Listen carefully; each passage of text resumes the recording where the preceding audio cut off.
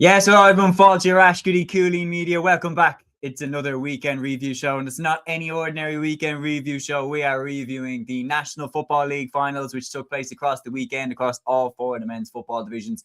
We're also going to be reviewing three of the National Hurling League finals that took place in Division 2, 3 and 4, and the final round of action from the National LGFA Leagues, which saw some incredible results, incredible turn up for the Bucks, and more pain for Dublin fans. But we'll get into that later on. Liam is with me. Unfortunately, Aaron and Matthew cannot join us. Aaron is making his way.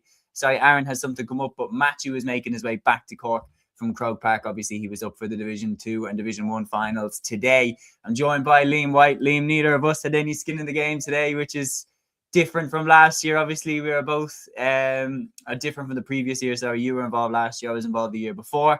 But how we keep it, man? Yeah, not too bad. Got to see the Offaly Lilies footballers for the first time this afternoon this year.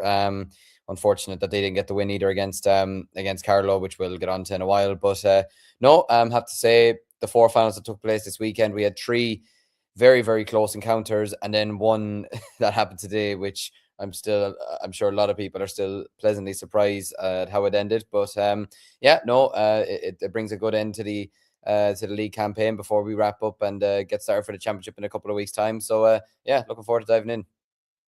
Absolutely so, and we want to give a big shout out as well to Ryan Gallagher, to Peter Griffin, to Dubliners Great, to Great Admiral Dane for leading the charge in the live chat. We have a healthy number watching now. If you're new to the show and you want to get your opinion in, you want to get involved in the discussion, drop a message into the live chat. Let us know what your takes were on the weekend's action, or if you have any questions for myself and Liam that you want us to discuss more in depth.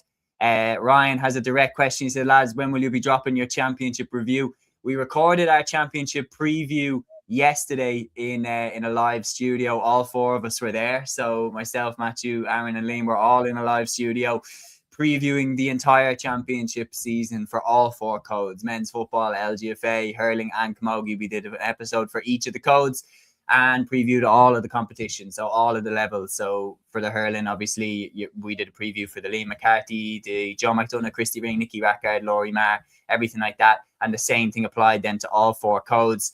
We're getting the files sent on to us, and they will be out as soon as possible. I'll be doing the edits on them and everything like that and whacking them up. They will 100% they'll 100% be up a healthy bit ahead of championship. So you'll have a lot of time to digest them. But we will have to put out the disclaimer that these were recorded before the league finals took place, because obviously, Liam, a lot of things changed over the weekend. Peter saying, well, lads, how's the form? And so wraps the Football League. Jimmy winning leagues, a late royal flush rumbles the Rebels, no dancing at the crossroad for the Wexicans, and Carlow rise even higher.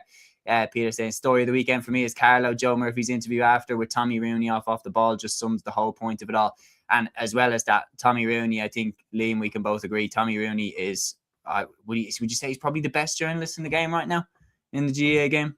He's definitely up there. Like, he is class. Just his expertise, and like you can tell when he's doing it that he loves the game, and that enthusiasm really comes across.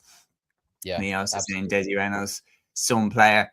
Dublin is great, saying Jimmy's winning matches, Jimmy's winning leagues, Jimmy's bringing titles back to Donegal again.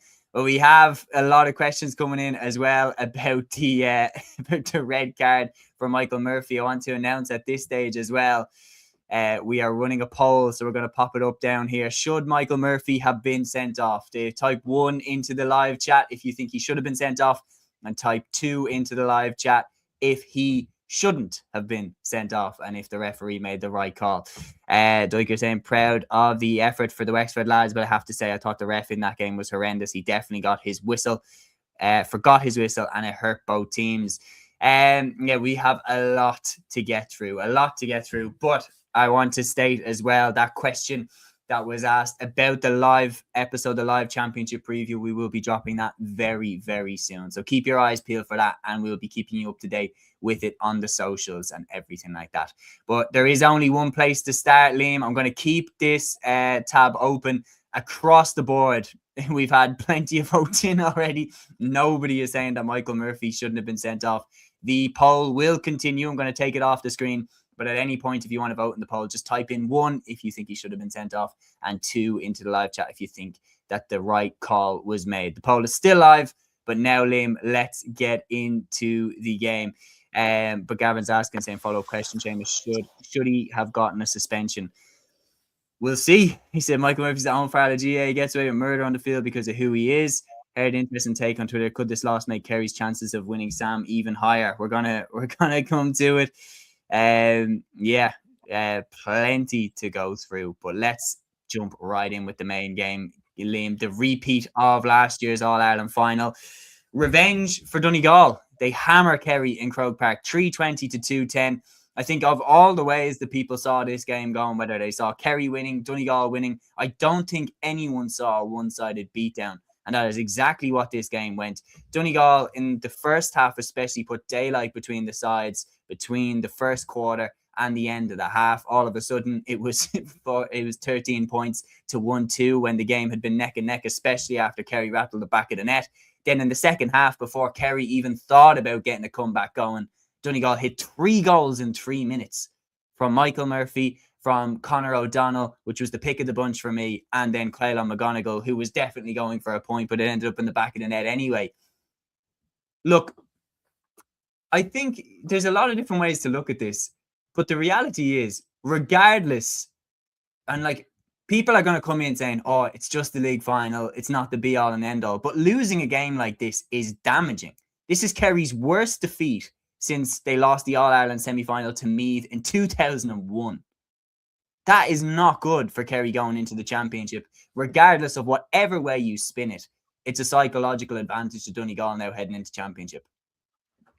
Yeah, it absolutely is. No, it's a savage win for Donegal. They were completely the better side from the very start of the game right until the very finish of it. Like, even the fact that Kerry only had scored 1-1 by the 27th minute, or was it the 28th minute, is absolutely probably scandalous considering the talent that they have up front. And yeah, for Donegal, they were just right on it right from the very start. And like you mentioned, the 3 goals that they got in the space of 3 minutes really just summed up the dominance that they had in the game. The goal from O'Donnell was absolutely terrific. The way he just struck it off his left foot was absolutely savage. And yeah, look, with the Michael Murphy stuff, look, he should have been sent off if we're going to be honest about it. I think he's very fortunate not to have been receiving a red card for that.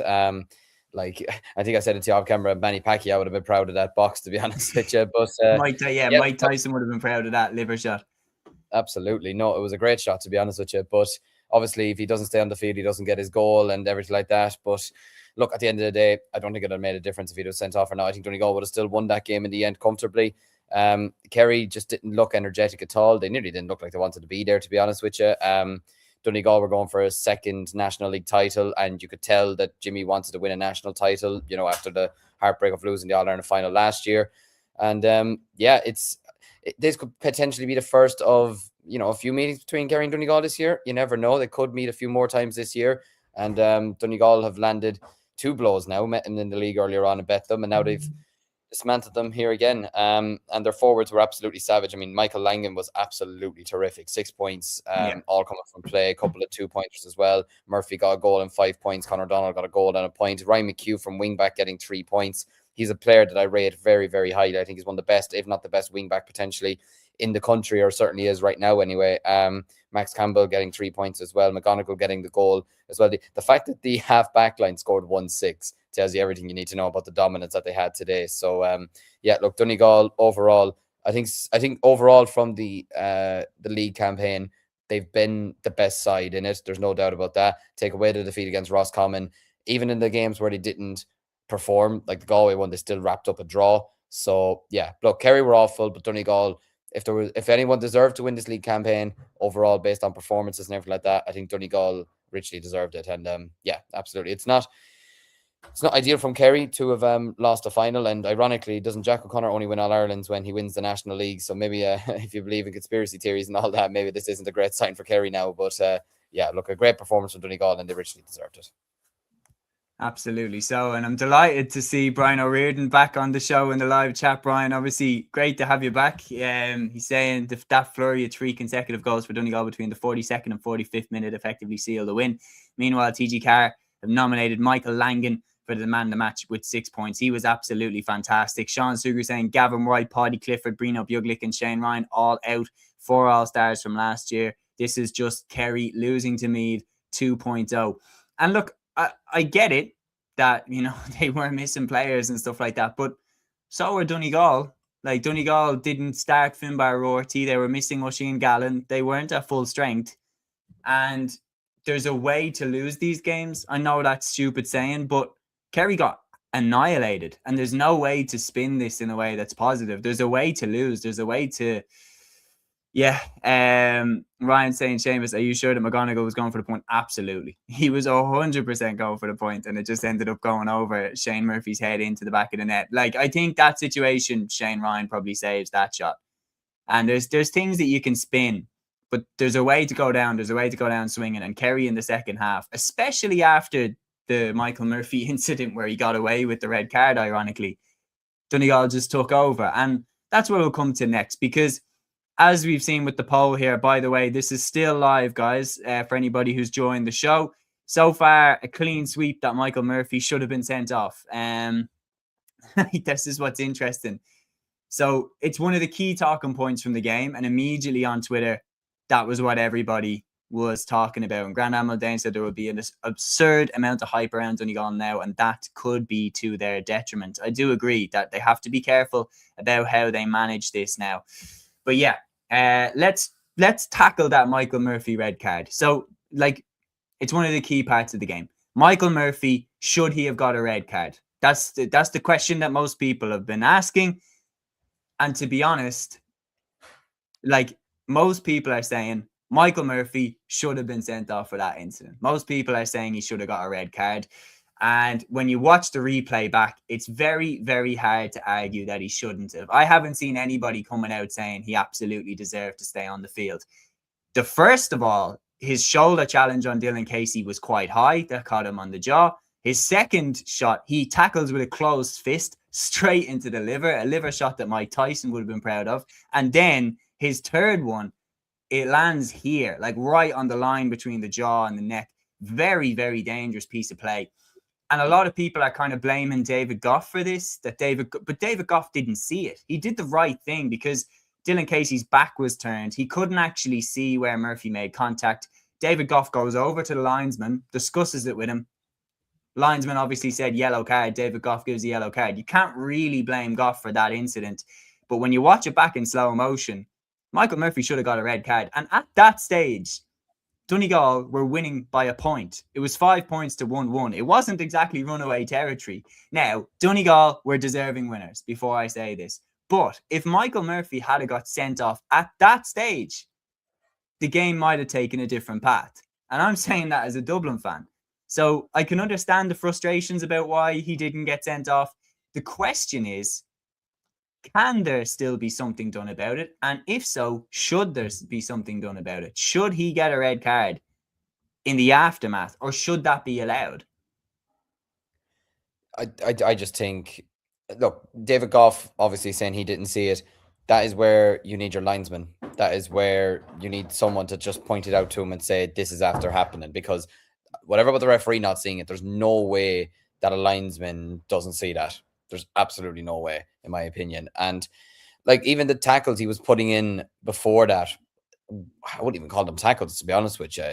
He was literally trying to get the ball back through force more than anything. And like, you want to teach, especially young people, about how to tackle in Gaelic football and, you know, how to win the ball back fairly.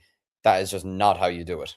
You know, it's absolutely, in terms of him getting a ban or doing anything about it. Look, I can't see Kerry GEA or anything like that going in and putting in an appeal saying he should be banned or anything like that. Will the GEA do something? Again, I don't think so. I think more than anything, given the caliber player he is, I just don't get a feeling that the GEA will. They won't want to sanction, if we're going to be honest, one of their hottest properties in one of the best footballers in the country. Do you know? I just don't Let's tackle that. Let's tackle that. Yeah. Because a lot of people are saying it's because he's Michael Murphy that he got away with it. Is this true? Like, do players like Michael Murphy, with the status of Michael Murphy, with the status of a David Clifford, with the status of a Con O'Callaghan, and I'm not saying that Con is necessarily dirty, but I'm saying, like, do players with the status of Michael Murphy, the status of a David Clifford, the status of one of the biggest players in the game, do they get exceptional treatment? Do they get free passes on stuff that other players wouldn't get away with? Is this something that we see in our game, or is this just simply a situation where the linesman got it wrong? See, it's a funny one because it points me back to when Henry Shefflin was sent off in 2013. You remember, against Cork, wasn't that his like first ever red card for Kilkenny or something like that? And there was at times even when he wasn't probably the cleanest player on the pitch, and you'd often wondered maybe was it because of who he was and what he did over his career and everything like that. You see it in other sports as well. Certain players can get away with things that others don't. Look, maybe I'm talking out of my arse here, and maybe it's not true. Maybe just simply was the referee didn't see it, and if he'd have seen what actually did happen, then maybe he'd have sent him off, regardless of who he is. But you can't deny that there is some bit of not even maybe a small bit of favoritism towards certain players in the game that have high profile in the game after what they've done over the last number of years. I think it's in every sport. I don't just think it'll be in Gaelic games or anything like that. I think it's in multiple sports. I think it's in soccer. I think it's in rugby. And I definitely think it's in Gaelic games, to be honest with you. So, but it's even stuff off the field, like, or off courses or anything like that. So you see even Tiger Woods, he's probably getting away with what he did at the weekend, in Florida. Do you know what I mean? Stuff like that. So I think it's in every sport. Certain big players can kind of get away with things. Like you said there, if David Clifford had done that, would he have been sent off again? Very debatable. Very debatable. I don't think he would have. Exactly. We've comments coming in saying that Clifford is sometimes treated harshly. Yeah, but I was at the Dublin Kerry game, and trust me, he played the Dublin defenders who were marking him. He talked a lot of shit, and he was playing the sledging game just as much as they were playing it with him. I think he gives exactly as much as he gets, and maybe he doesn't get the rub of the green on some calls, but I remember one tackle he put in, especially on Shane McGuigan when Kerry played Derry, where he absolutely bodied Shane McGuigan with a shoulder to the chest. And I remember thinking, if that had been done on Clifford, there'd be uproar.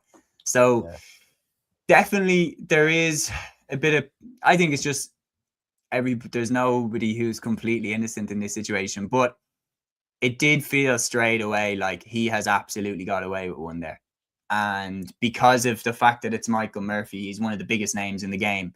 I think straight away people are going to, he only got away with it because it's Michael Murphy. And he wouldn't have got away with it if it was just a normal player. But when you look at that situation again, it's not David Goff who saw it. David Goff went to the linesman and asked the linesman, what was it, yellow or red? Linesman obviously said yellow.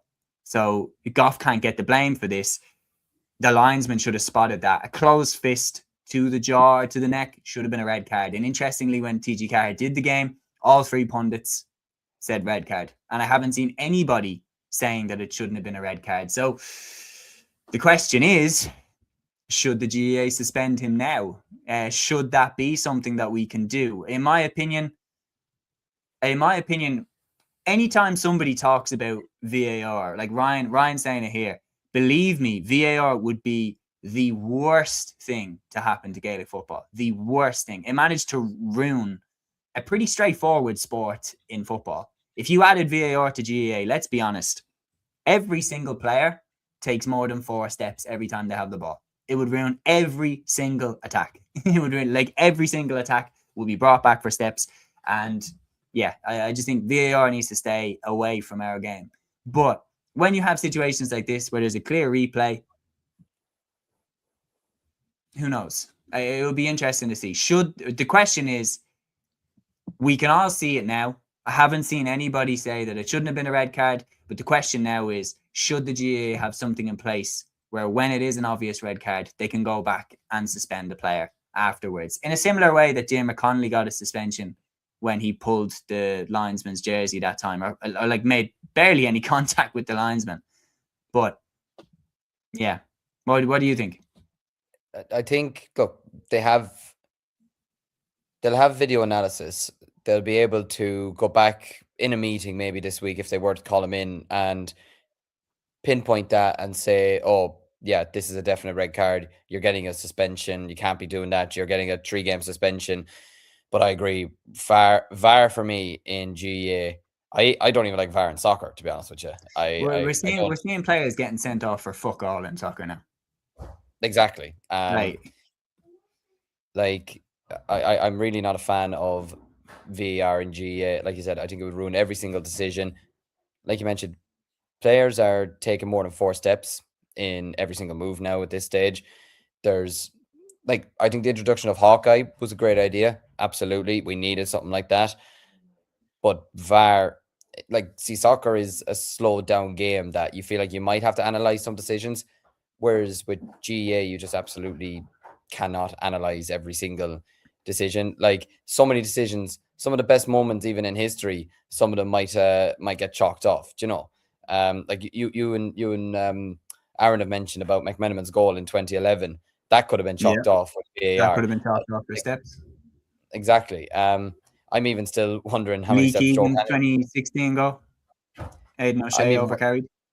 I'm even wondering about Joe Canning's goal in the 2012 All Ireland final. How many steps did he take going through the entire Kilkenny defence? I still wonder about that one. So, but they were some of the best moments in GEA history, and you'd be taking it away from people. So, and I mean, you get VAR for what? Inter-county games. You wouldn't get it for club games. You're not getting it at a local club ground.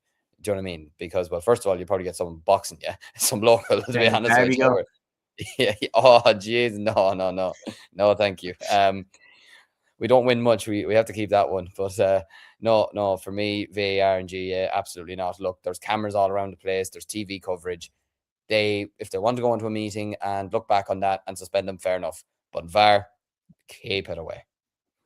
Yeah, I agree. I understand people saying, in my opinion, it wasn't the right decision, but I don't think that they should go back and suspend them now, because I think if you do that, it can open up the door potentially for silly red cards and stuff like that. But it's an interesting one, and a lot of people talking about it. Owen Merchant's goal in 2019. Yeah, but let's be honest, that should have been called without VAR. And H2 says, but I've never celebrated a goal like it in my life. Absolutely. We've lots of comments coming in about this. Peter saying, Seamus, agree with your general thoughts on VAR, but definitely an incident like this, the ref should go to a screen and have a look at it. Sean saying it has ruined football, and I see what you're saying, Seamus, but it has worked overall in rugby. Like, maybe you could have a situation where, like, maybe it goes to the screen if it's a red card incident or something like that. Grant Kevin here saying, Donegal man here, I don't think I've ever seen a team play as good as that ever. And that's the big thing. Is let's take it back to the positives here. Michael Langan put on an exhibition. 6 points and some of the most beautiful kicking that you'll see in Croke Park in any game in any era. He is a fabulous footballer. And the 3 goals that Donegal got were brilliant. Like, I know Caolan McGonigal was probably going for a point, but outside of that, Murphy's interception and the finish was superb. And Conor O'Donnell's goal was a beauty. They were absolutely worthy winners today. Oh, they were. They absolutely were. No, like you can't deny Donegal being the better side overall. I mean, they reduced Kerry to scoring 1-2 at half time. Do you know what I mean? Like, and this is a Kerry team that has stars in their forward line. And I'm not even exaggerating when I say that. They have David Clifford in their forward line. They have Keith Evans, who I've been very impressed with. They have Dylan Gainey, Sean O'Shea, Joe O'Connor. Like, they have some savage forwards, Graham O'Sullivan. Like, if you're keeping that basically scoreless for an entire half, then you're doing something absolutely right. So, look, Donegal today were just absolutely magnificent. You take you take the incident away from Murphy, I still think they win that game. Even if Murphy gets sent off, I still think they win that game. I think they were just more hungrier today. I think they were more up for the fight today. They were much better at chasing the ball. They were much better at catching the ball. And yeah, I thought their defense was really, really solid. Their midfield won the battle today as well. So, like, nobody can take that away from Donegal. And like I said earlier, they were the best side over the course of the league season. They played some very good football at times, and their work rate has been absolutely savage. I will say it's funny seeing Jim McGuinness after the match. Actually, I don't know if you've seen it or not, saying that he didn't see the incident himself. But I'm also thinking this is the typical Arsene Wenger, I did not see it incident. Now you're thinking, if I was on the other shoe, what would he be saying? That's all I'm saying. Look, every manager is going to do this. They're going to defend their own player. But I would be curious. Yeah, like, if I just would be curious if that was Finbar Rorty, say, getting boxed by Sean O'Shea or something, what would he have said? Like, it is an interesting. It is very interesting. But we will we'll keep the discussion going. I suppose the last thing is then that's the bag complete for Jim McGuinness in terms of honours won as manager with Donegal. He's won it all now. He's won the league, he's won the Ulster Championship, and he's won the All Ireland. Obviously, he'd want to get another All Ireland with Donegal this year. But the big question is, and this is one of the most important things, it was an incredible win for Donegal, but we have to understand that at this stage, over the last few seasons, I remember 2024, everyone was saying Dublin, Derry, or Kerry. The All Ireland is going to come from one of those three, especially after Dublin and Derry put on a classic in that league final. And then none of them got to the All Ireland final that year. It was Armagh and Galway in the final. Dublin, Derry, and Kerry all crashed out before the showpiece event. So Donegal and Kerry look like the two best teams in Ireland right now. Kerry maybe not so much after today, but you can't forget how good they are. They are still one of the top two teams in the country, whichever way you spin it. How much is this going to have an impact on the championship now? Donegal winning, but Donegal not only winning, but winning in this way. How much of an impact does that have on the championship now? Because a lot of people are saying that it's between Donegal and Kerry for the All Ireland. But how much of an impact does that have? I think it puts counties on alert about how good this Donegal team is. And I think it's putting them on alert thinking, okay, we're going to, especially teams now in Ulster as well, it's given them an outlook of, okay, this is the team to beat now. It's not Kerry. It's actually Donegal that we have to beat now because they've beaten essentially the All-Ireland champions and they've been the most impressive side over the course of the season. Probably showed how you can beat Kerry, while it's also the fact that Kerry do have players to come back, and maybe Jack didn't want to show too much. But at the same time, it will show some flaws in Kerry. There's no doubt about that. Look, you're kind of wondering, is Jack O'Connor going to come out, or is a player going to come out, or someone going to come out and say, look, we don't care about the league, this wasn't important, etc.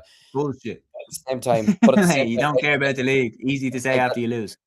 That's what I mean. It's very easy to say after you lose. What would you have said if you'd won? Do you know? And you won it last year, so you clearly do care about it. And you got to the final, so you clearly do care about it. So, look, like you said 2 years ago about Derry, Dublin, and Armagh, and then Kerry, sorry, and then Derry absolutely capitulated in the opening round against Donegal.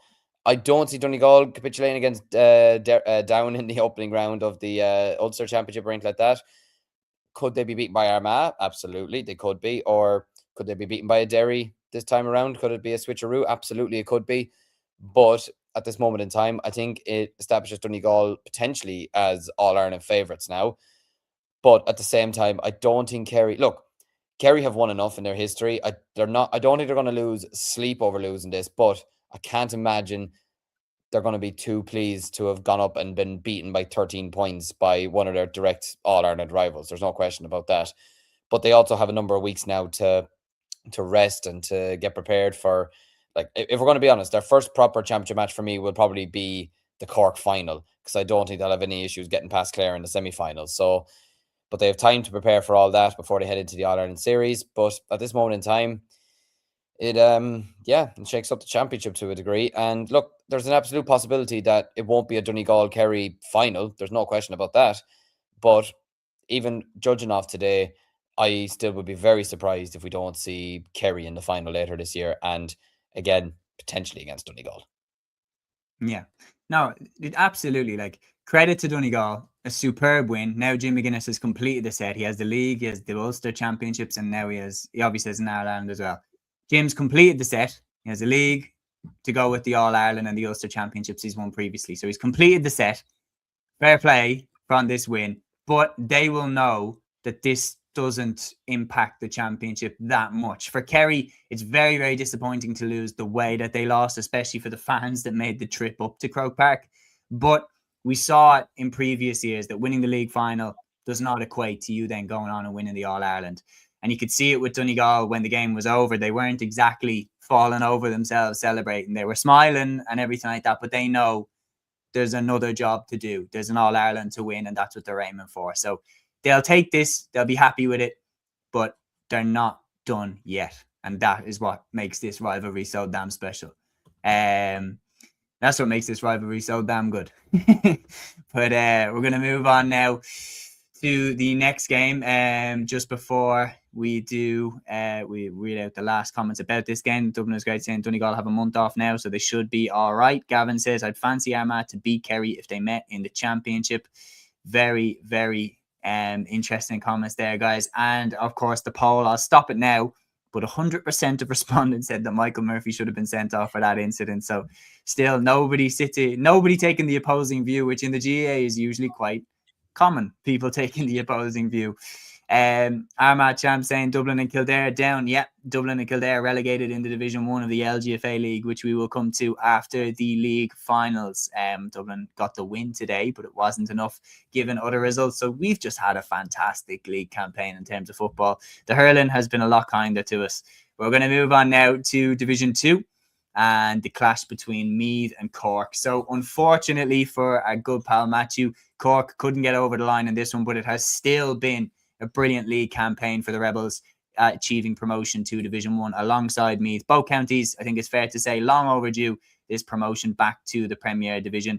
Meath 122, Cork 217. Meath returned to Division 1 as champions of Division 2 after winning a very, very entertaining game against Cork. There is no question what the key parts of this game were. Meath outscored Cork 9 points to 1-1 from the 46th minute to the end of the game, hitting 8 unanswered points in one stage during a key spell, while Cork went 16 minutes without scoring at one stage as well. And the dog is not letting me talk about this fucking game. But anyway, Liam, I'll throw it over to you. What did you make of this one? The dog doesn't approve of Meath winning at all.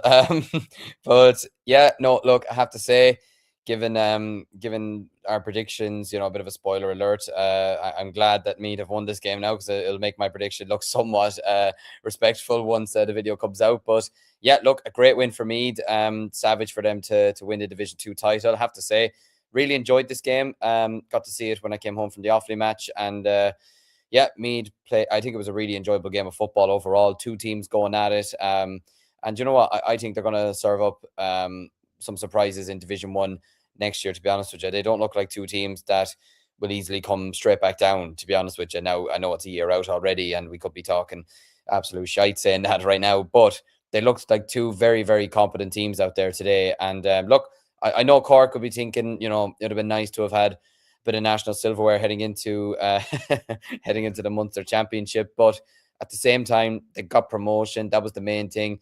And look, it's always difficult to beat the same team twice in 1 year. Never mind beating them in the space of a couple of weeks. So I think Meath would have been absolutely gunning to win today after losing to Cork, and that was the only game that they lost in the league as well. So I think it was a good revenge mission that they were going on today. And yeah, Robbie Brennan has landed national silverware, and especially after losing the Leinster final last year in Croke Park, to now win a national title in Croke Park is absolutely huge for them. So yeah, look, fair play to Meath. Like you said, the final quarter of the game, final 20 minutes of the game is where they really took over and really, rubbed their shoulders, or I don't know the phrase, but they the shoulder to the wheel, is it? Yeah. It's been a long day. But no, they were absolutely, they were excellent, to be fair, and their forwards did really well as well. Yeah, Jordan Morris, who got 3 points, Owen Frayne got 3 points, Jack O'Connor got a goal and 2 points, Rory Kinsella 5 points. Rory Kinsella is one of the best footballers in the country at the moment. He's stepping up massively for this Meath side. And having your goalkeeper as well, and Sean Brennan scoring 3 points as well, is absolutely crucial. And yeah, look, overall, savage win for them. It gives them great confidence going into the Leinster Championship. Probably confirms them now, I would say, possibly as the favourites for the Leinster title. Probably, I would say, at this stage. But of course, still a few more weeks to go before that gets underway. But yeah, a great confidence booster for Meath heading into the championship anyways. There's no doubt about that. Absolutely so. And there's no doubt at all what the key stages of this game were. The key stages for Meath, they outscored Cork 9 points to 1-1 from the 46th minute to the end of the game. They hit 8 unanswered points in the second half during a key spell, and Cork at one point went 16 minutes without scoring. And in a national final, that's usually going to cost you. And ultimately, that did tip the balance in Meath's favour. There's no question about it. And one of the greatest things about this game is when you look through the annals of GA, when you look through GA history, Cork and Meath at the end of the 80s and the start of the 90s was one of the best GA rivalries you'll ever see. Like the absolute intensity of those games between both of those sides and the legends on both teams, from Larry Tompkins to Mick Lyons. Like, it's pretty awesome to see them both, back in the top table. And they put on a brilliant game, far more entertaining than the Division 1 league final. And actually a bit of celebration at the end, which I'm going to be honest saying this, I don't like how they've just killed celebrating after a Division 1 league final win. Like, do you see Division 4, Carlow win? They go mental. Division 3, down win. They celebrate even though they were raging hot favourites to win that game. Division 2, Meath win. And they are delighted to get over the line. And you can see the happiness on their face. Regardless of whether it's been Donegal winning this year, Kerry winning last year, Derry winning the year before.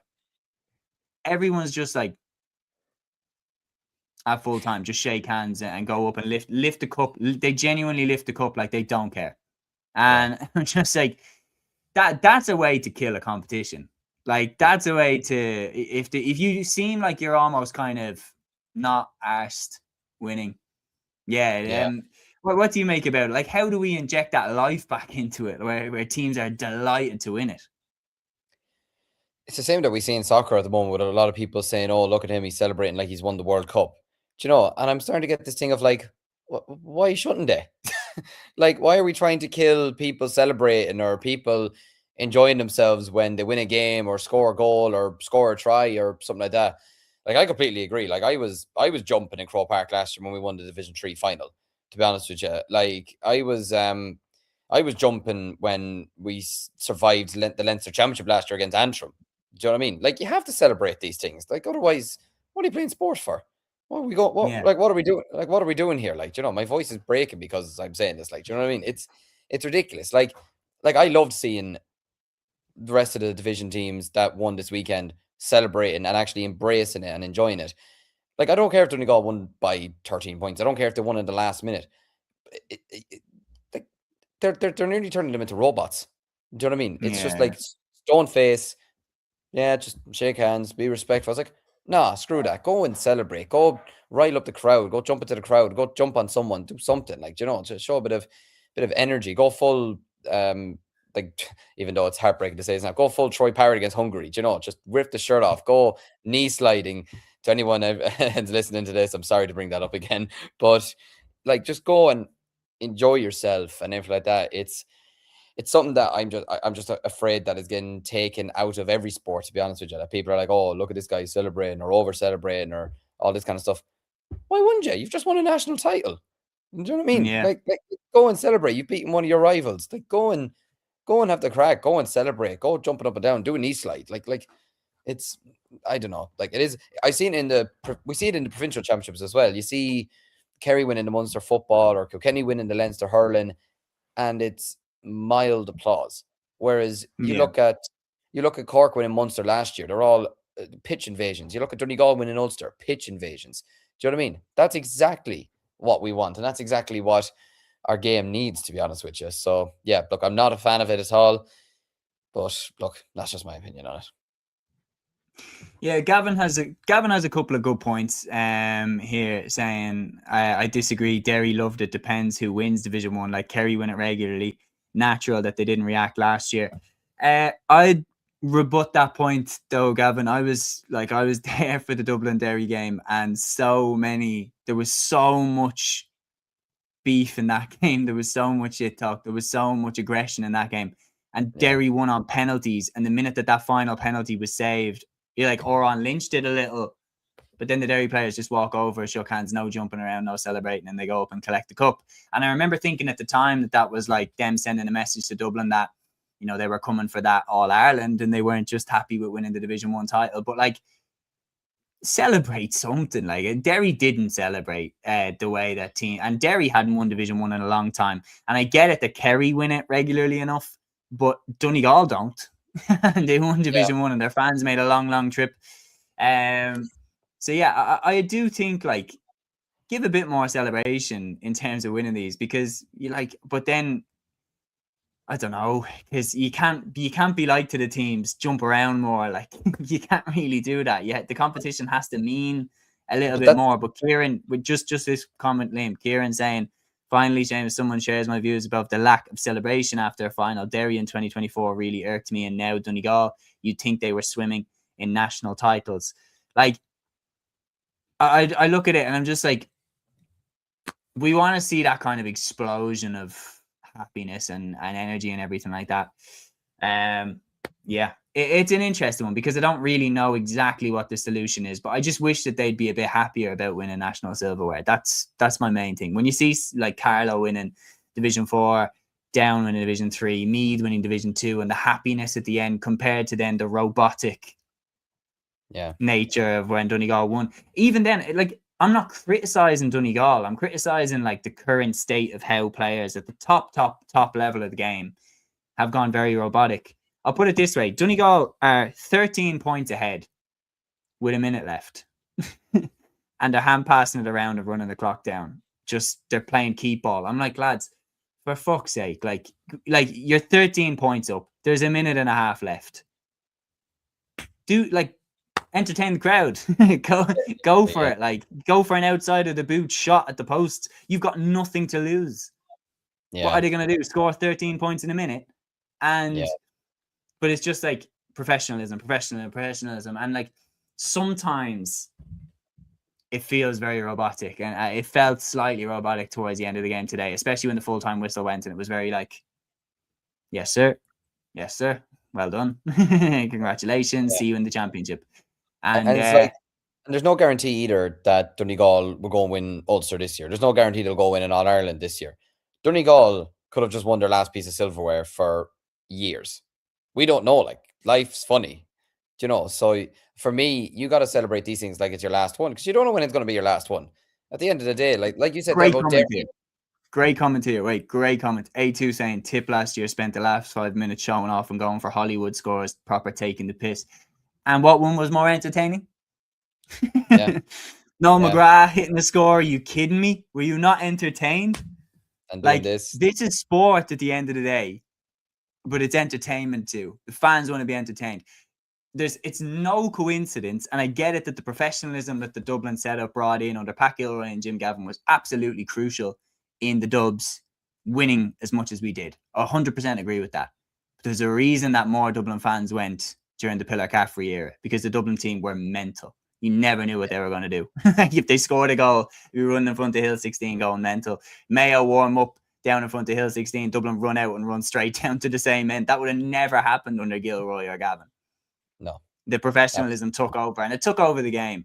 And to some degree, it's kind of happened across all sports where that kind of character side has been turned into very professionalism, kind of robotic.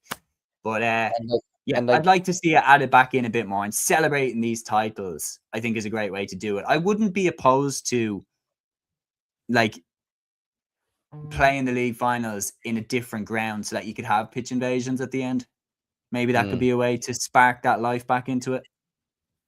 Absolutely. I wouldn't disagree with that at all, especially with the numbers at these league finals over the last number of years. What was there? 24,000 last year in Croke Park. Do you know what I mean? For the Division 1 final. Like, that was a terrible number.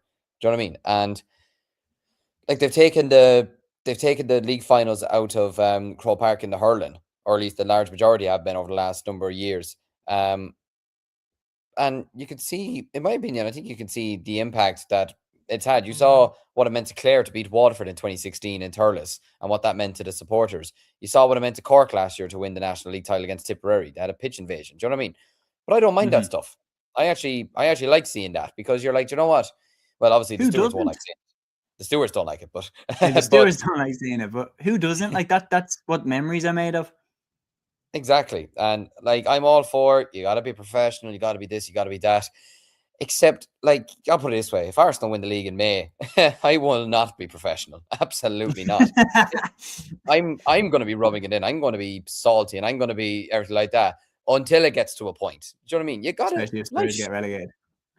Oh man, that'll be. Yeah. Sorry to any Spurs fans listening. No, not sorry to any Spurs fans listening. I hope you do get relegated, but yeah, no, I think there needs to be a bit of life back into these sorts of competitions again. Professionalism is great up until a certain point. Like you said, you never knew what certain Dublin teams in the past were going to do. You never knew what Mayo teams, what Meath teams were going to do, what Cork teams were going to do. You didn't even know what Kilkenny teams were going to do. Do you know what I mean? Like, to be fair to Brian Cody, I'll give him credit for one thing. He used to always still celebrate every win like it was his last one. Do you know what I mean? I'll give him credit for that. Like, it always meant something to him. It just didn't look like it meant that much to say Jim McGuinness today and the Donegal. I mean, you're just like, come on, just give us a smile, give us something. Peter saying, lads, the mad character of the games are gone, really.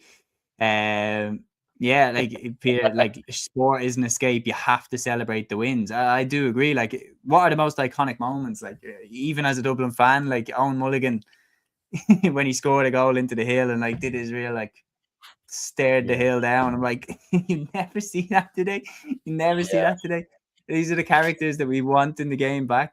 We're going to move back to the game because that's definitely a different debate, but just a little bit more emotion back into the game, I think would be good for not just the All-Ireland, but let's make ways of people get really invested and celebrate competitions, because the way that the last 3 league wins have been celebrated would have you convinced that they didn't really care about winning the competition. And on top of that, the whole narrative about the minute that a team loses, do they want to get to the league final? And we don't really care about the league and all. Like, let's bring the energy back into the league. Let's make people invested in the league again and love the league again.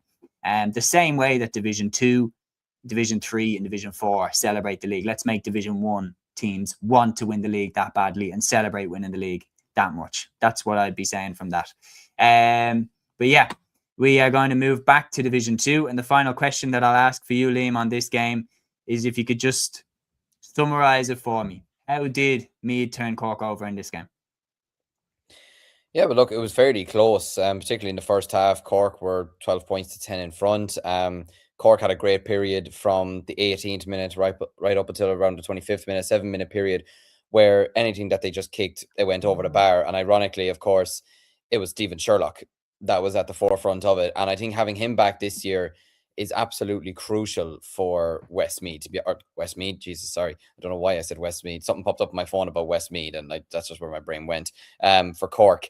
And yeah, look, like Cork this year are going to be a better side, and they're going to be a competitive side this year with the Finbar's man there. There's no question about that. But you have players as well like Chris Oak-Jones, who, again, is a very, very accomplished forward, in my opinion, right now, and is going to be one of the most dangerous forwards in the country this year. You have midfielders like Colm O'Callaghan as well, who's had a very, very good league campaign as well. And yet, straight after half-time, I mean, the game didn't slow down. It didn't derail or anything like that. If anything, there was new life brought to it when you had Jack O'Connor kicking a 2-pointer and then immediately going down the other end, Chris Oak-Jones gets a goal.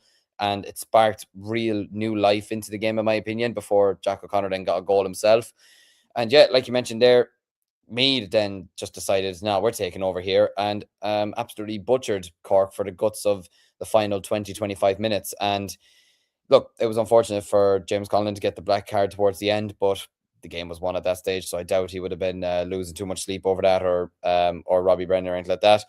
But at the same time, it was great from me to win this. Gives them great confidence going into the Leinster Championship now. And I would say probably overall, much like Donegal, deserved to win the league based off their performances and results in Division 2. But Cork, look, it's a tough defeat for them to take, but they are going up against, for me, the favourites for Leinster, and I would say a potential contender for the All-Ireland this year, and they lost by 2 points, and they were neck and neck with them for a large majority of the game, and they're getting players back competing at a good level at the absolute right time. Mark Cronin's, Colm O'Callaghan's, Brian O'Driscoll's playing today, Stephen Sherlock getting 9 points, Ian Maguire's. You know, these are the players, Daniel O'Mahony, these are the players that Cork need performing at a high level. It's given them the exposure of playing in Croke Park at a national final day as well. And for me, I think they'll be in the Munster final this year against Kerry. And yeah, and after watching Kerry today as well, even Cork, even though they lost to Meath themselves, could be thinking, do you know what? We have a chance of winning a Munster title this year. There's no question about that. So, yeah, no, it was a great game of football. Really enjoyed it. Well, I wouldn't say I really enjoyed Division 2 this year, to be honest with you. But I enjoyed it like the games. I enjoyed seeing We'll enjoy it next year, hopefully. Yeah, we'll see.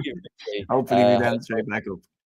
Division 3 content coming next year. But yeah, look, it was excellent it was still an excellent performance, I think, from Cork. They'll have regrets, of course they will. But I think overall, get to a league final, you only lost by 2 points, and you have a Munster Championship campaign, which I think they're on a good side of the draw.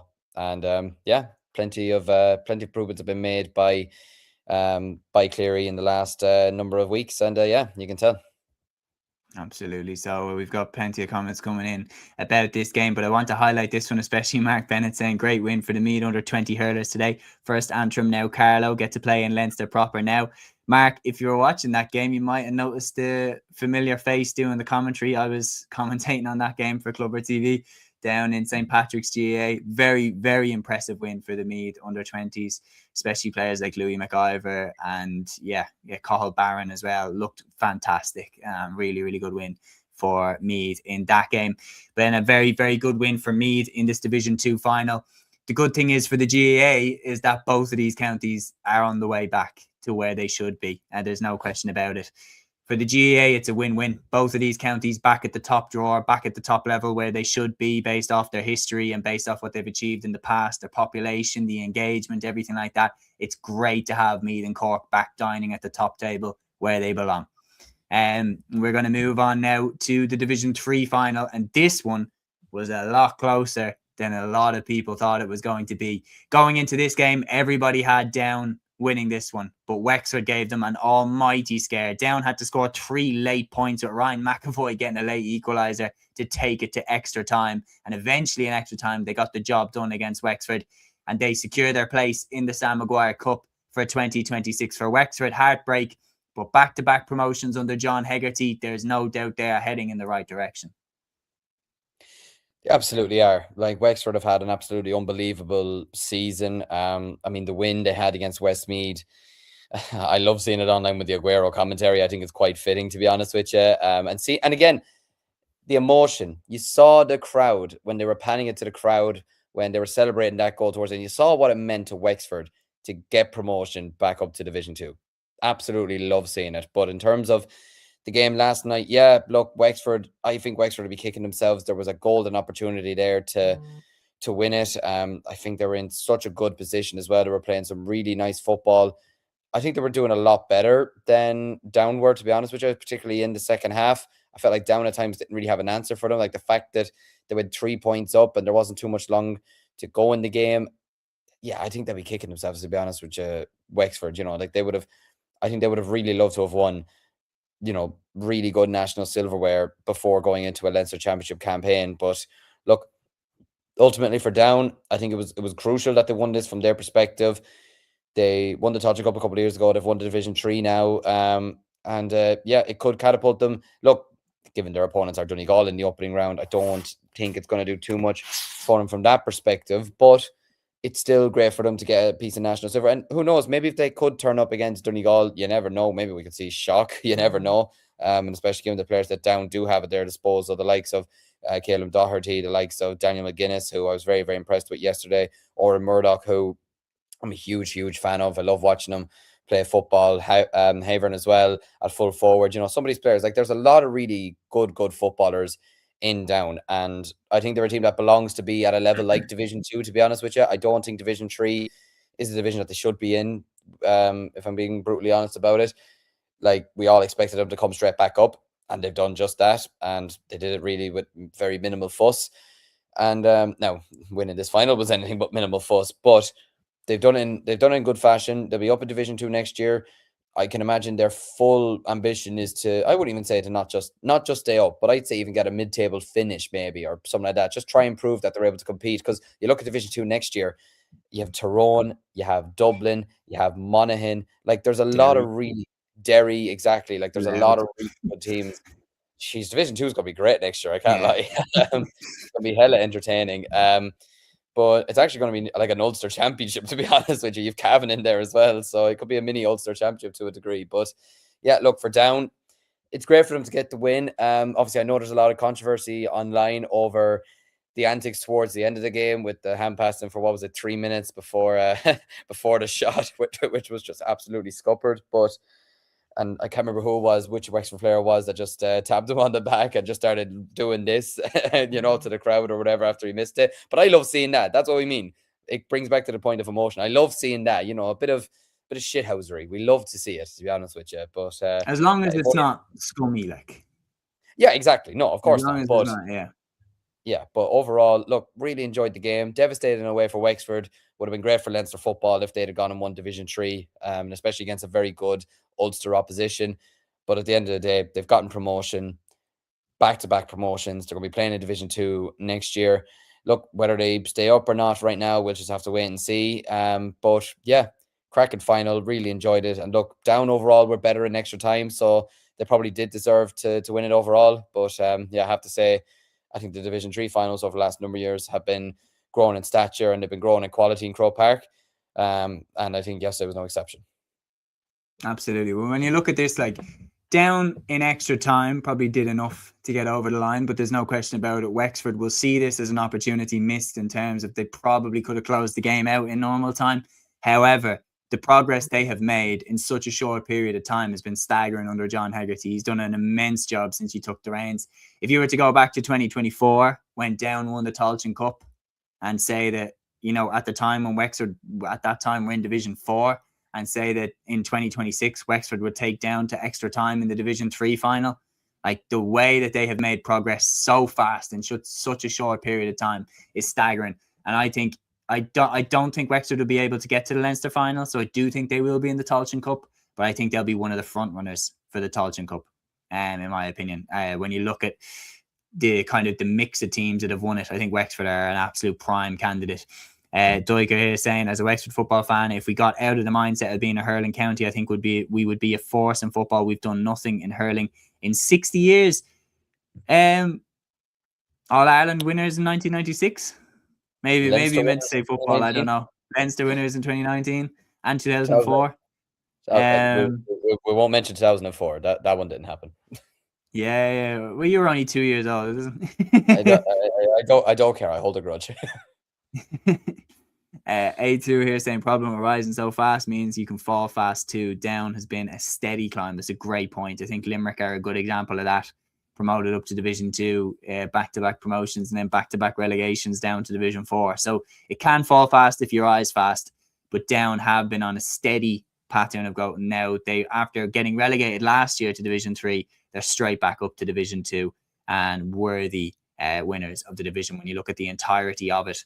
But now we're moving on to Carlow, who made history against Longford. Carlow 124, Longford 218. Carlow making history with their Division 4 title. Incredibly, it's their first league or championship win since the 1940s when they won that Leinster Championship in the team that included the legendary Gemma Ray. It's an incredible day for Carlow. Yeah, and Longford made them sweat for it. They had to go to extra time, but key performers like Ross Dunphy with 1-3, crucial in them getting over the line. A famous day for Carlow. Yeah, it's Carlow rising. It's been a great weekend for them, to be honest with you.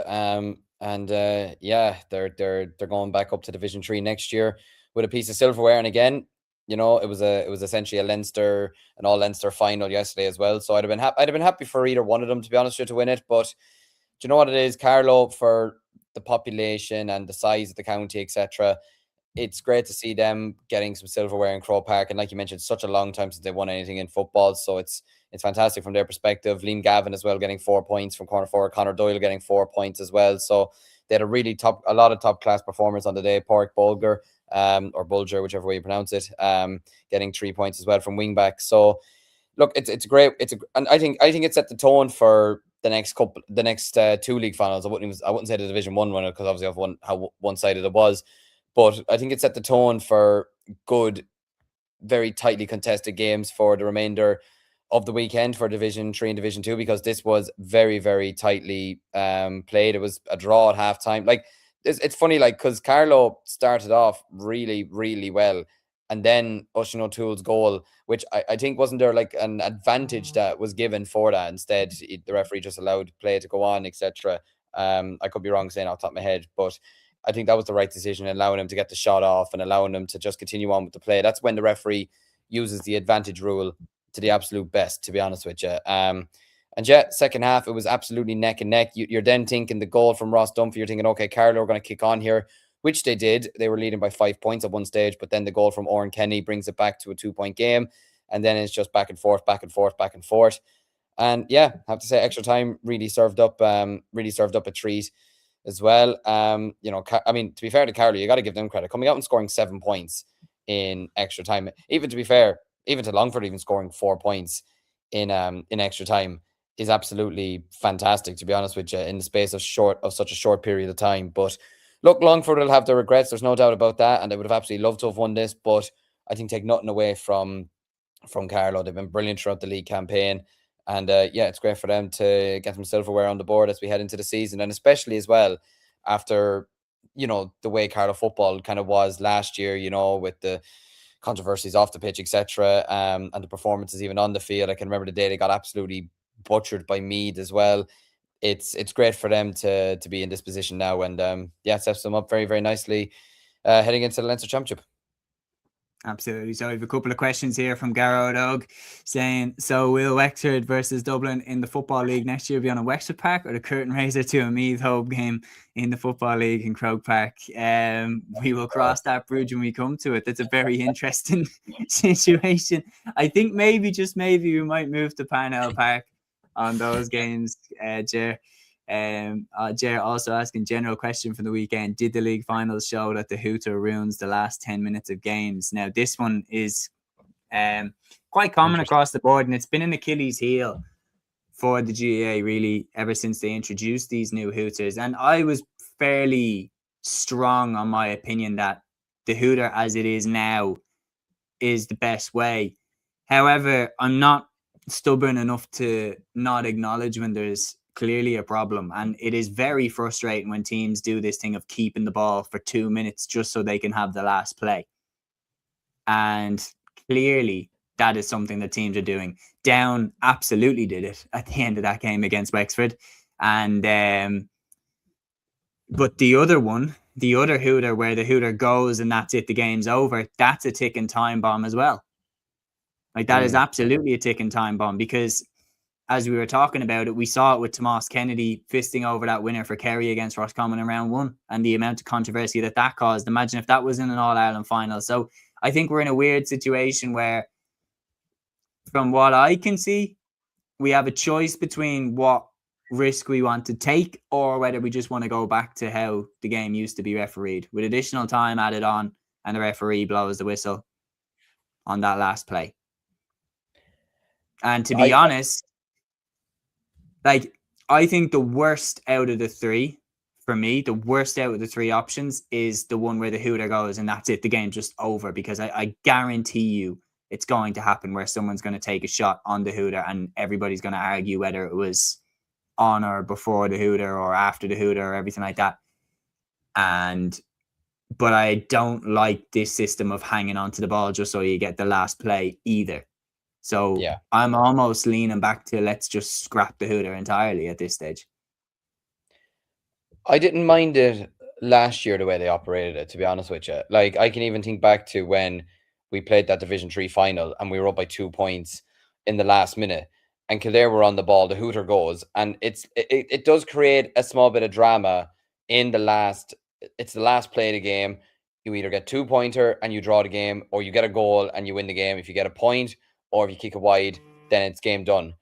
Like, although it will make, say, a certain team drop 40, well, obviously you can't drop 40 men behind the ball now, but like drop every man bar obviously the 3 up behind the ball, it does create a bit of drama as well, because everyone's on edge. It's like one mistake here and you're screwed, or the other team is holding on for dear life. It's, for me, I didn't mind that, to be honest. I kind of liked it. Or even seeing who was it Joe O'Connor last year, or was it Gavin White, whoever was, just booting the ball into the stand when Kerry beat Donegal when the hooter went. Like, just seeing something like that, I think was quite funny. But I don't know. I'm not a fan of. I'll agree. I'm not a fan of when the hooter goes, game's done, stop, because I just have a feeling it's gonna come and bite some team in the arse. It's gonna come and really hurt a team or an individual player at the worst possible time. Like, you could just picture now, just say just off the top of my head, Galway and Derry are in the All-Ireland final. it's 1 point in it, and Shane Walsh takes a kick, but the hooter goes as he leaves his foot. What do you do then? Do you know, Yeah. like just something like that? And I just would not want that. I wouldn't want that for Derry. I wouldn't want that for Galway, because it then, or any team that's in it, it then just creates a lot of tension and a lot of conversations in the media that players don't need, or that even the GA don't need, to be honest with you. It'd be no different to what did we say last year? Robert Doyle saved the GEA, stopping the ball off the line against John Donnelly from the score gate, as we call it. But yeah, I don't know. I'm not a fan of it. I would bring back the way it was last year personally. Wouldn't even be against stoppage time to a degree, but I think the way they had it last year was fine, and I didn't really see why they had to change it. Yeah, if I have to vote, I'd agree with you on that. I used to see a lot of situations where no matter what the referee added on, people would always be like, "Oh, that's far too much," or "far too little," or everything like that. Yeah. Just then wait until a team deliberately breaches the 3-up rules in the dying seconds to prevent their opponent scoring a goal. That would be, to be honest, I think that would break the system. What's gas is as well is it's one of the rules where whenever you hear the fans shout and breach, you're like, you very, very much believe that they're right. I don't think loads of people shout breach for no reason. But anyway, obviously the ref can't give it based off that. But that's the Football League finals recapped. Massive congratulations to Donegal, to Meath, to Down, and to Carlow for capturing national silverware, and a special shout out to Carlow as well, winning their first national title since the 1940s when they won the Leinster title. Unbelievable stuff. And now we're going to move on to the 3 Hurling League finals, which took place across the weekend. And starting off, we have Laois beating Kerry by 318 to 13 points. A fantastic win for Laois in O'Moore Park. Aaron Dunphy hit 11 points. Tomas Keys at 1-2, and Killian Dunn and Fiacre Fennell also hit the back of the net for the O'Moore County. Silverware for them in their home ground, and you have to say, Liam, throughout Division 2, they have been head and shoulders the best team in the division. Oh yeah, there's no doubt about that. Laois were too good for Division 2A. There's no question about that. Will they be good enough to stay up in Division 1B next year? We'll just have to wait and see. I hope they are, for their sake. Look, obviously I know Offaly and Laois have this rivalry, but at the same time, I think there's a lot of good hurling in Laois. I think there's a lot of really good clubs in Laois as well. You saw it last year, Clock Balacolla getting narrowly close to knocking out Ballyhale Shamrocks in, the Leinster semi-final. They got to a Leinster final in 2020. Camross are really proud hurling club as well. There's a lot of good clubs that are coming up as well, the likes of Balnakill, the likes of Rathdowney Earl were in the final 2 years ago. Like, there's a lot of really proud hurling clubs in Laois, and I don't want to see them, dropping down the divisions or anything like that. I think it'd be good for Leinster hurling as well if we have a strong Laois team, strong Westmeads, these types of teams, strong Meath hurling team, hopefully in the next couple of years, maybe, obviously the rise of Kildare as well. So, but look, like you said, Laois, deserved winners, overall deserved winners yesterday, but deserved winners of the league in general. The game that they faced off in Laois and Kerry a few weeks ago was narrowly close. This one was anything but. Obviously, it was decided at the start of the season that whoever was in the final and the first place team would have home advantage. Not really sure I'm a fan of teams having home advantage for a league final, if I'm going to be completely honest about it. Like, even having, say, Limerick and Cork next weekend in the Gaelic grounds, or Cork and Tip last year in Páirc Uí Chaoimh, I can't lie to you, not really a fan of it. I would prefer if they were at neutral grounds, to be honest with you. But at the same time, look, whether that'll change anytime soon, we'll have to wait and see. But overall, I think you could have played this game in Croke Park. You could have played this game in Nolan Park. I think Laois would have won either way. I think they are the strongest side. Like you mentioned, Tomas Keys, I'm a huge, huge fan of his, getting a goal in 2 points. I think he's going to have a big, big season for Laois if they're to go up from the Joe McDonagh this year back to the Leinster Championship. Aaron Dunphy getting 11 points, like you mentioned. Aidan Corby getting a point as well. I think he's one of the strongest midfielders, in the lower divisions as well. I think he would do very, very well in other counties. Fiacre Fennell getting a goal as well. So, yeah, look, a lot of really good performers from Laois yesterday. And they'd be absolutely delighted to be just heading straight back up to Division 1B. It was their ambition at the start of the year. Speaking to Owen Gahan, their goalkeeper the other day, he said it himself, their ambition was to go straight back up. Tommy Fitzgerald said it himself that Laois need to be hurling at the highest level possible. And they've done exactly that. They're going to be back getting some good games next year against the likes of Offaly, against the likes of Waterford, Wexford. They're the games that they want to be playing and proving their worth in. For Kerry, I wouldn't read too much into this. They're back up to Division 1B next year. And I think they will win the Christie Ring this year quite comfortably, or at least they're the strongest looking side in it, judging off the league campaign anyway. So look, disappointing day for them. Despite the best efforts of the likes of Liam O'Connor and Ronan Walsh, but at the end of the day, look, they've secured themselves promotion. The only 2 games they've lost were against Laois, which I don't think there's any shame in that, to be honest with you. And it's a big jump up for John Griffin's side compared to the state that Kerry GAA, or not Kerry GAA, but Kerry Hurling was in general last year. Yeah, I agree. Jay saying I agree with neutral venues for 1A and 1B. Just feel the support base is so small in the lower tier counties that you have to give home advantage to one team to have any crowd. I think there's an added bonus as well as kind of putting a carrot on it as well to try and finish in that top spot in order to get home advantage for the league final. And that's another element to it. And he also asked, how did Kerry go from losing to Laois by a point while a man down 4 weeks ago to what happened yesterday? If you could answer that question, you'd be a rich, rich man. And then Dublin is great, getting the dig in at Kerry. We love to see the banter on the show as always. This is a great weekend. Kerry losing by a combined total of 26 points. That's living up to the Dublin is great name. But anyway, points. Great win for Laois. And we will move on now to the Division 3 Hurling League final, where Matthew called this one absolutely spot on, saying that Wicklow would shade it. Wicklow beating Donegal 3-16. 2 goals and 18 points in Ockram. 2 late goals from Shawnee Germain made sure that Wicklow came from 5 down to win and also completed his hat-trick in the process. Podge Doyle showed well with 8 points. Donegal's key man was Liam McKinney, who hit a goal and 10. So obviously a massive shout to him. But again, brilliant win for Wicklow and National Silverware. I was about to say, the only man's name you need to be saying here is Shawnee's name. Getting a hat-trick in a National League final is absolutely super business from him, and congratulations to him on securing the win there. Donegal, I can imagine, look, I'm sure the footballers softened some of the blow today, but for the poor hurlers, I can imagine they're sickened this morning, losing in that fashion. 2 late, like it's United Bayern Munich in 1999, completely. 2 late goals and you win the biggest prize. It's absolutely unbelievable. I feel sorry for Liam McKinney. He's a top class player. I've seen clips of him playing over the last year or 2 for Donegal. And he's a really, really good player, getting a goal and 5 points. I believe he got the goal for play. He got 5 points for play. I know that. He really, really showed up for Donegal yesterday. And it's unfortunate for them. I'm sure they would have absolutely loved to have won the Division 3 title. But for Wicklow, unbelievable achievement for them.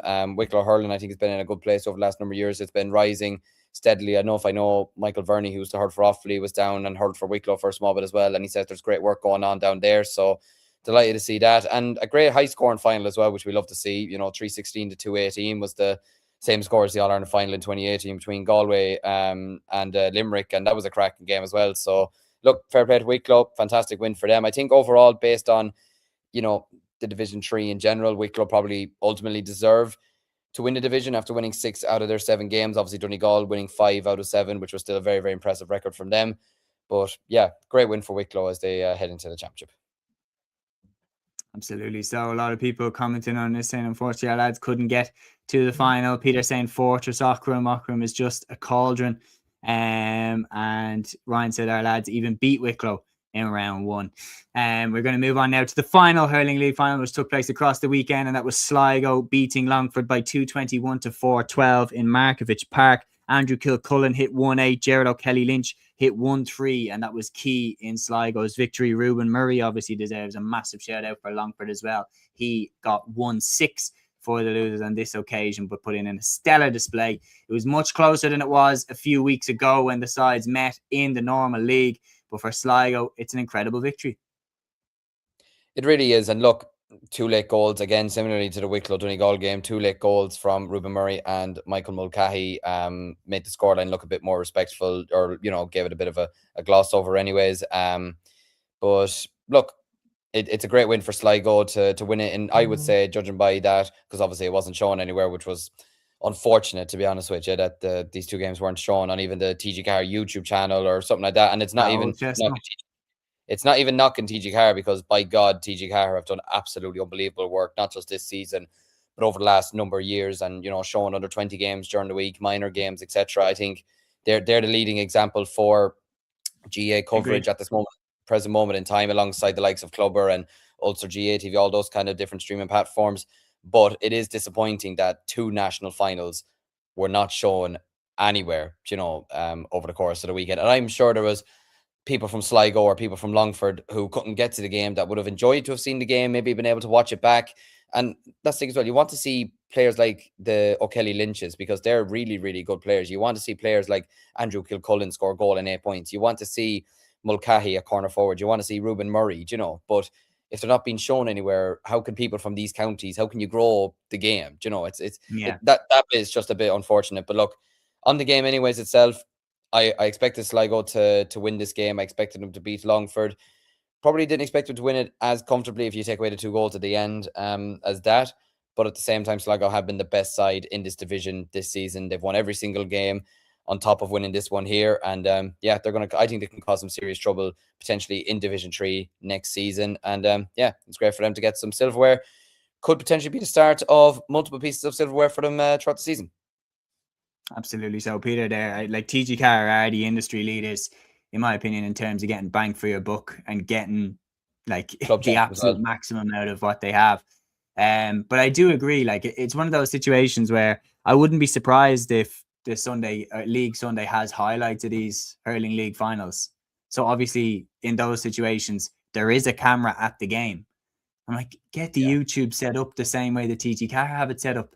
Get the YouTube set up and stream it live.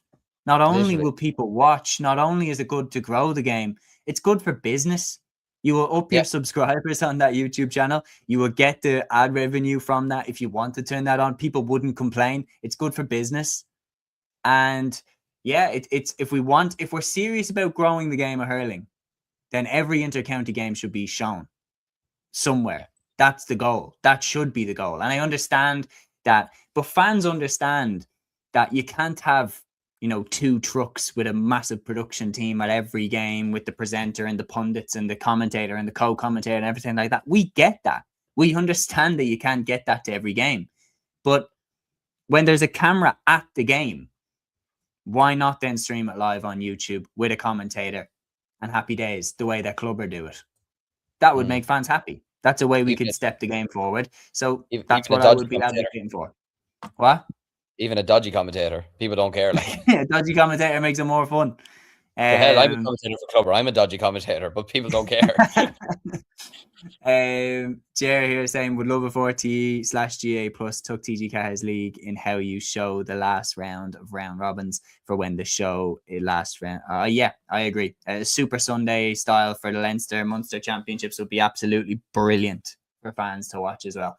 But anyway, massive congratulations to Sligo, to Wicklow, and to Laois for capturing national silverware in the National Hurling League.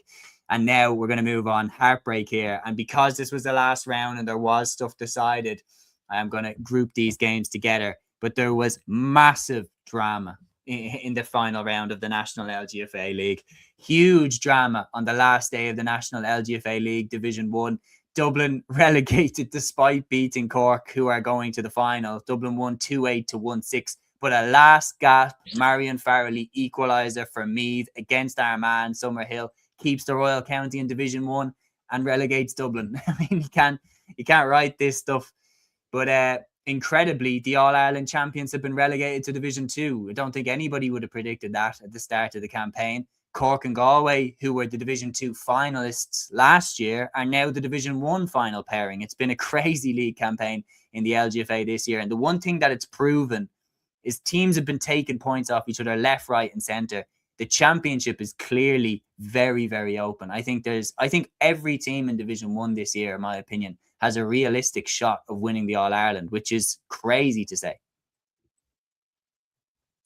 Yeah, absolutely. No, the All-Ireland Championship this year in the ladies football is going to be very much wide open, to be honest with you. There's a lot of really good teams in it.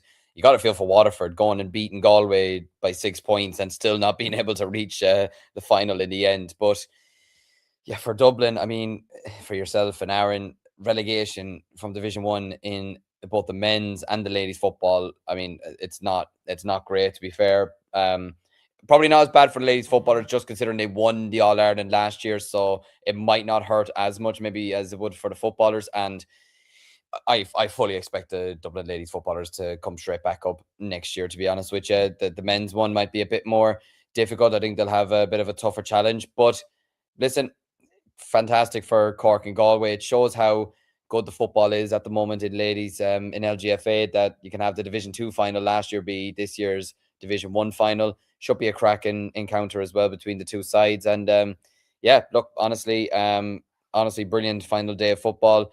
I'd say Kerry at this stage are just delighted that the league is done, because I'd say it's been a very up and down league for them. They've been much more impressive away from home than they were at home. We'd mentioned their home record has not been good this year, and they'd be disappointed to have only won 3 games out of 7. But at the end of the day, the league is the league. They'll be fully turning their attention now to the championship in a couple of weeks, and yeah, best of luck to Cork and Galway in the finals. I'm sure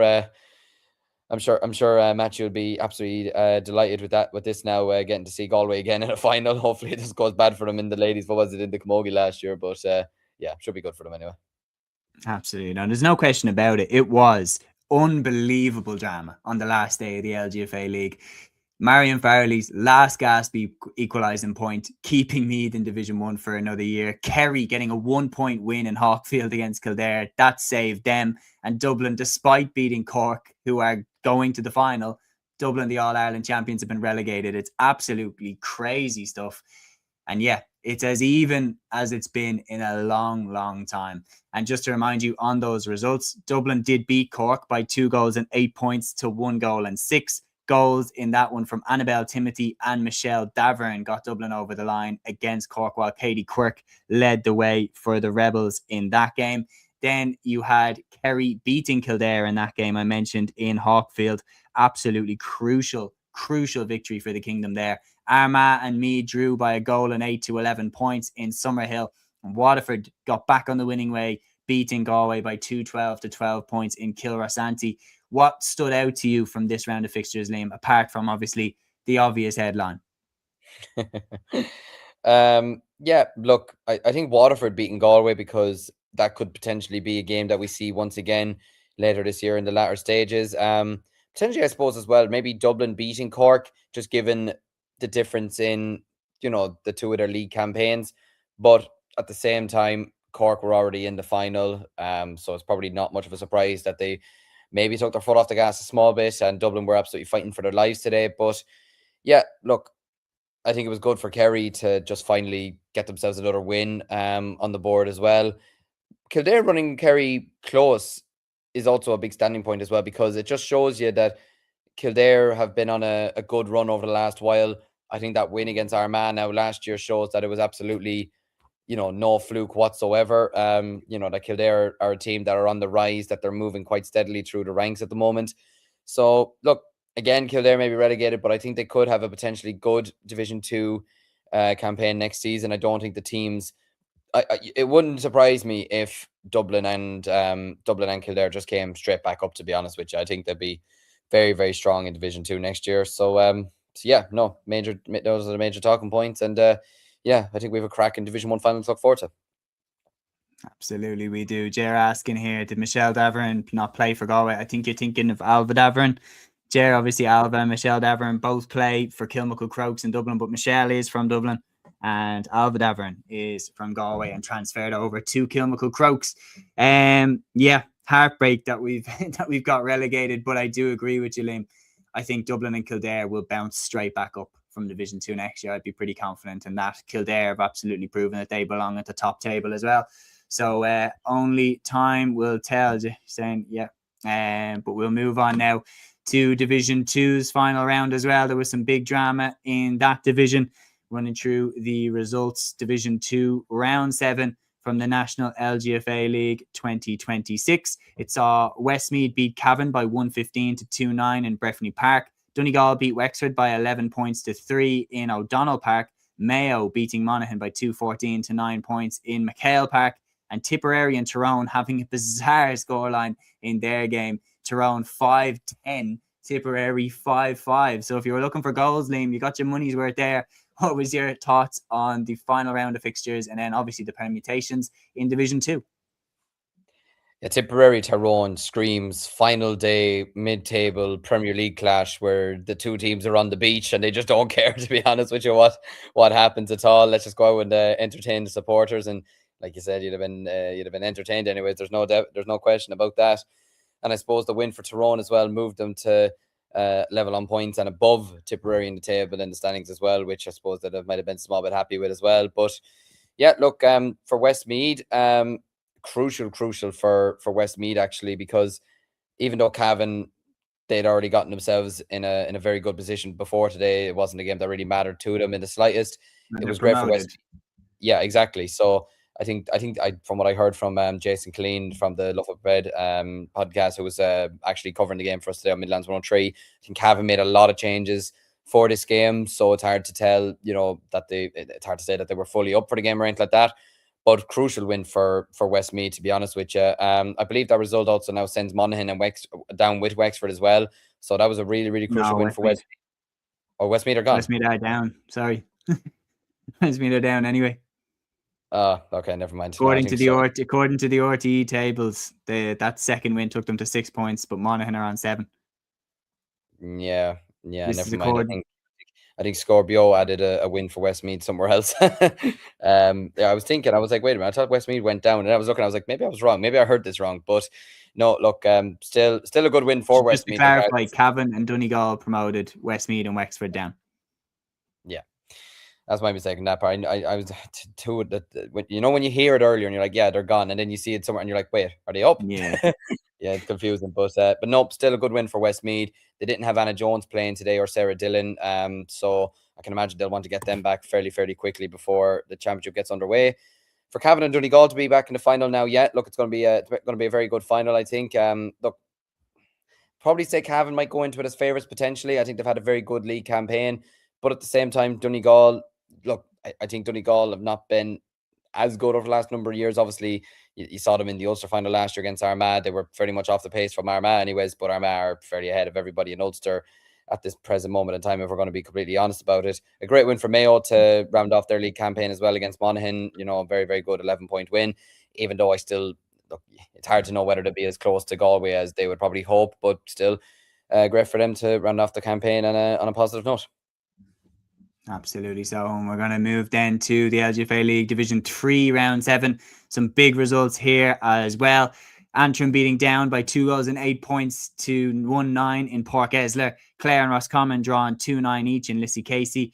Laois beating Louth by 9 points to 8 at the Integral GA grounds. And Fermanagh beating Limerick by 2-10 to 1-7 in Temple Maguire's. And the final then table sees Louth and Antrim promoted out of Division 3 into Division 2. So both teams that contested the junior final last year both promoted up to Division 2, while Clare and Limerick are the teams that are relegated to Division 4 for next season. Liam, your thoughts on those results?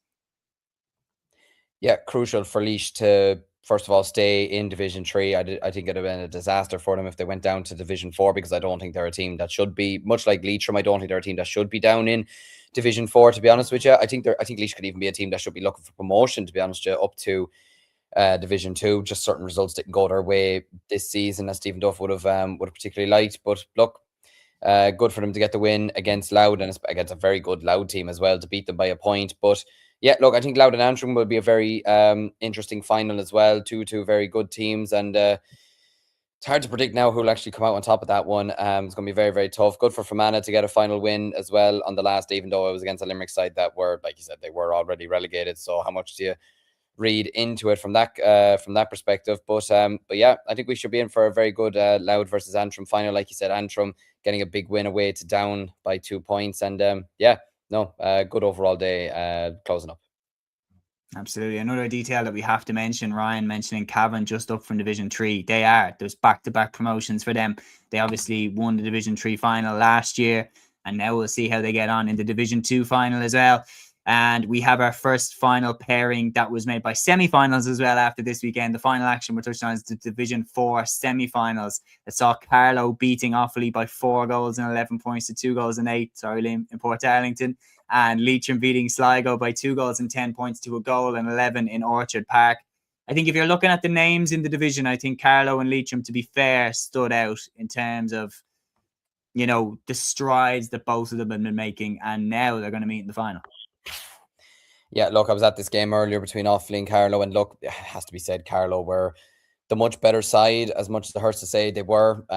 They were on top from the start to the finish, to be honest with you.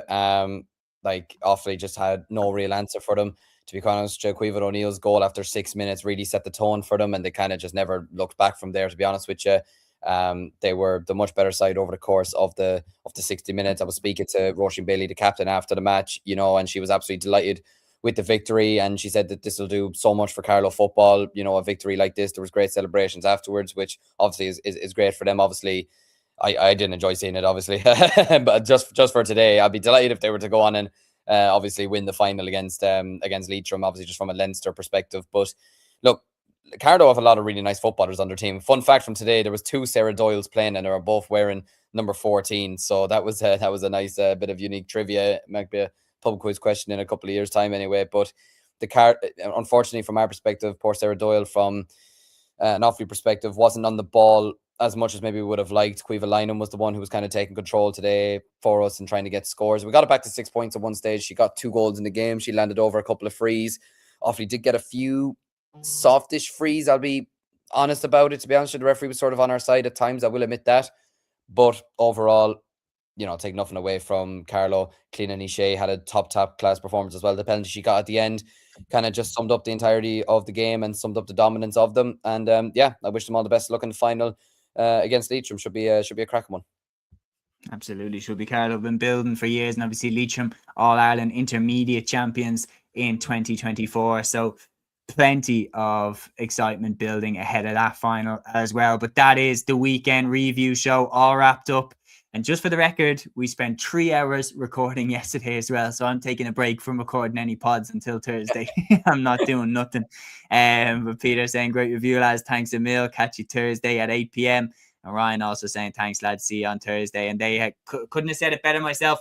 We will be back again live on Thursday night at 8 p.m. for another weekend preview show as we look ahead to the National Hurling League finals, which are obviously taking place next weekend as well, and also the National Camogie League finals on the radar as well. Thank you so much to everybody who tuned in, got comments in, everything like that. Until our next episode on Thursday at 8 p.m. We will see you all then. Instinct, baby.